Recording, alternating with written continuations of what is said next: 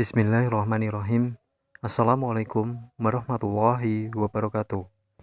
Alhamdulillah, alhamdulillahirabbil alamin. Asyhadu alla ilaha illallah wa asyhadu anna Muhammadan abduhu wa rasuluh. Allahumma sholli ala Muhammad wa ala ali Muhammad. Amma ba'du.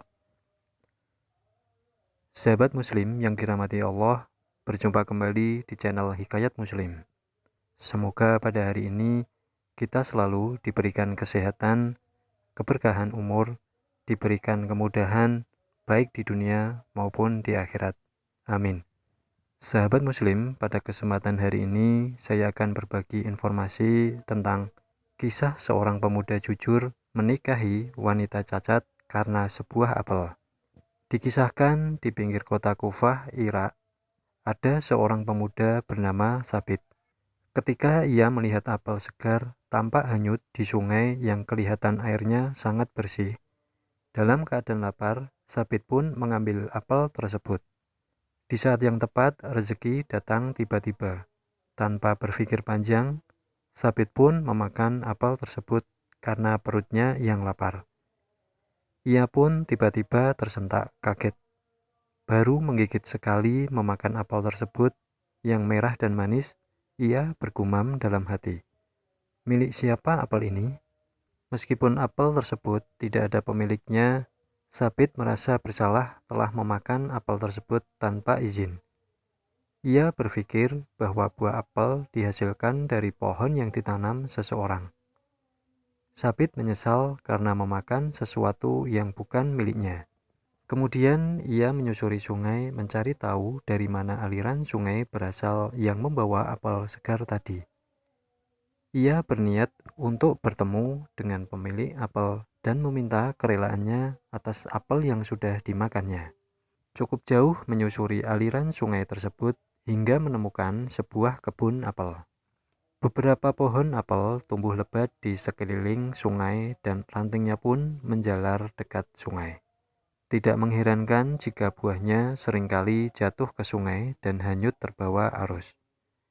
Kemudian Sabit melihat di sekeliling kebun ternyata ada seorang yang tengah menjaga kebun apel tersebut. Sabit pun menghampiri serta bertanya, "Wahai hamba Allah, apakah apel ini berjenis sama dengan apel di kebun ini? Saya sudah menggigit apel ini. Apa kau memaafkan saya?" kata Sabit sembari menunjukkan apel yang telah dimakan segigit itu. Penjaga kebun tadi menjawab, "Saya bukan pemilik kebun apel ini. Bagaimana saya dapat memaafkanmu sementara saya bukan pemiliknya? Pemilik kebunlah yang berhak memaafkanmu." Lalu penjaga kebun pun berkata, "Rumahnya cukup jauh, sekitar 5 mil dari sini." Setelah mengetahui rumah pemilik kebun tadi, Sabit lantas mencari dan menemui pemilik kebun yang jaraknya sekitar 8 km. Ia tidak putus asa untuk mencari keridhaan pemilik apel. Akhirnya dengan perasaan gelisah, ia telah sampai di rumah tersebut. Sabit takut jika pemilik kebun tidak ridho dan tidak mau memaafkannya. Di rumah pemilik kebun, ia mulai mengetuk pintu dan mengucapkan salam. Seorang pria tua, si pemilik kebun, membuka pintu.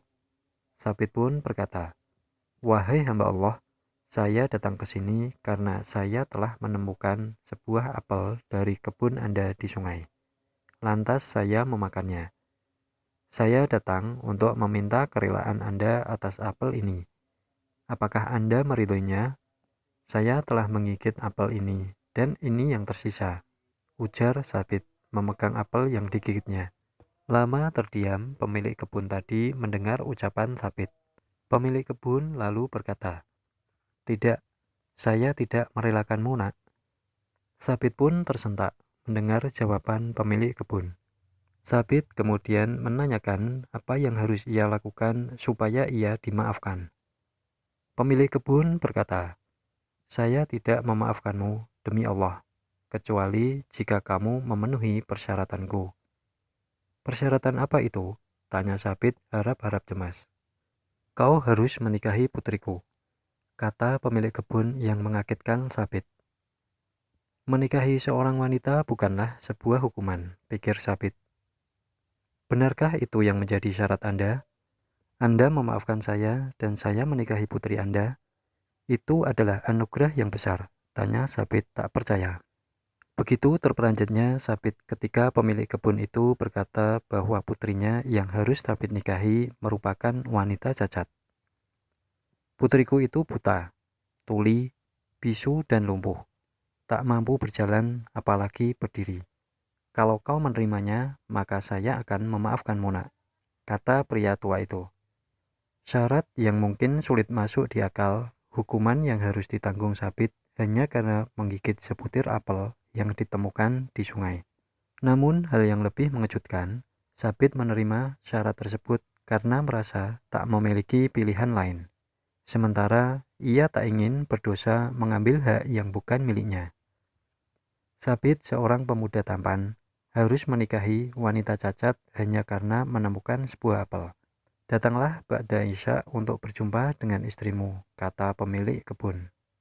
Malam hari, usai sholat Isya, Sabit pun menemui calon istrinya yang cacat. Ia masuk ke kamar pengantin wanita dengan langkah yang berat. Hatinya dipenuhi pergolakan luar biasa.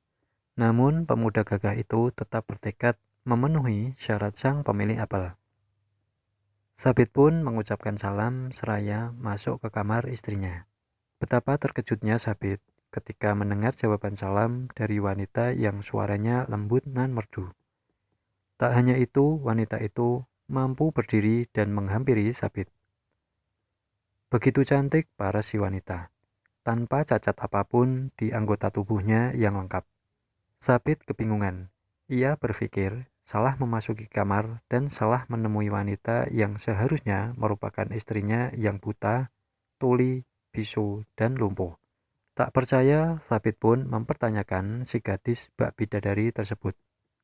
Namun, Sabit tidak salah. Ialah putri pemilik kebun apel yang dinikahkan dengannya. Apa yang dikatakan ayah tentang aku? Tanya si gadis mendapati suaminya mempertanyakan dirinya seolah tak percaya. Ayahmu berkata, kau adalah seorang gadis buta, kata Sabit. Demi Allah, ayahku berkata jujur. Aku buta karena aku tidak pernah melihat sesuatu yang dimurkai Allah, jawab si gadis membuat Sabit kagum. Ayahmu juga berkata bahwa kau bisu, ujar Sabit masih dalam nada heran. Iya benar, aku tidak pernah mengucapkan satu kalimat pun yang membuat Allah murka, kata si gadis.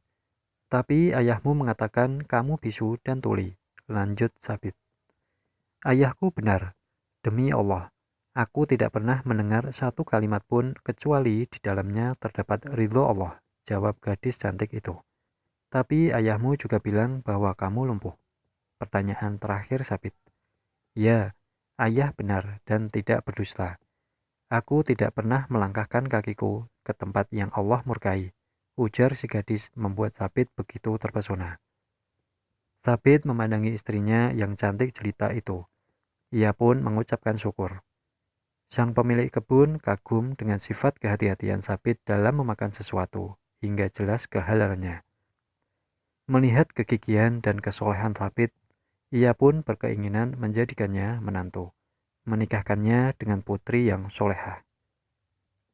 Dari pernikahan tersebut lahir seorang ulama soleh, mujadid yang sangat terkenal, yakni Nu'man bin Thabit, atau yang lebih dikenal dengan nama Al-Imam Abu Hanifah.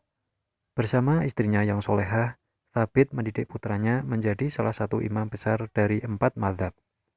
Masya Allah, semoga kisah yang saya sampaikan tersebut bermanfaat. Demikian yang bisa saya sampaikan. Billahi taufik wal hidayah. Wassalamualaikum warahmatullahi wabarakatuh.